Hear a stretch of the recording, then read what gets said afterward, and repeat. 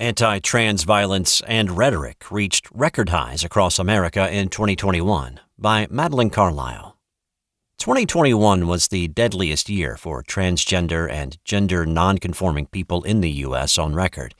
At least 50 trans and gender nonconforming people were killed this year alone, per a report by LGBTQ advocacy organization the Human Rights Campaign, or HRC, the highest number of deaths since the organization began recording fatal violence in 2013. The report makes clear that the full number of fatalities is likely much higher still. The deaths of trans and gender nonconforming people are often underreported, and the victims themselves are often misgendered. At least 24 of those listed in HRC's report were initially misgendered by the media or police. Tori Cooper, the Director of Community Engagement for the Transgender Justice Initiative at the HRC Foundation, says HRC not only noticed a rise in fatal violence, but an increase in violent acts, period. HRC recorded fatal incidents in at least 19 states and Puerto Rico this year. Cooper says HRC has noticed a rise in fatal violence across the South, particularly in Texas, Florida, and Georgia. Texas and Florida were two of three states, along with Pennsylvania, which recorded at least 5 deaths.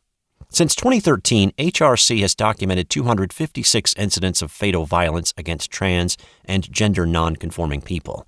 Over 3/4 of victims in that period were 35 years old or younger, and 1 in 10 was under 21. And Black trans women were disproportionately the victims of fatal violence this year, as well as in years past. In the years since HRC has been keeping record, at least 84% of those killed were people of color, 85% were trans women, and 66% were Black trans women. There could be several factors contributing to the rise in violence, Cooper says.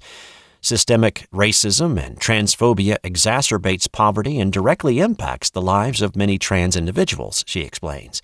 There has also been a rise in anti-trans disinformation in the media and from conservative lawmakers.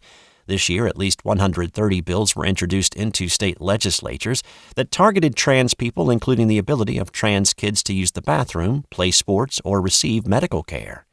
A record-breaking 25 anti-LGBTQ bills were ultimately enacted into law, including 13 anti-trans laws in at least 8 states per HRC's count. Words matter, Cooper says, when asked about potential factors contributing to the violence. Words become thoughts, and thoughts become action. Legislation at the federal level that Cooper says is desperately needed to better protect trans people, meanwhile, is currently stalled.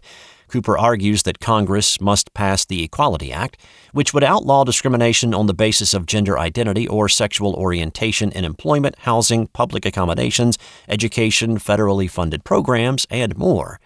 She adds that there needs to be focus on addressing the threat of hate crimes and more enforcement of hate crime laws already on the books. We need to make sure that folks who commit hate crimes are prosecuted accordingly, she continues.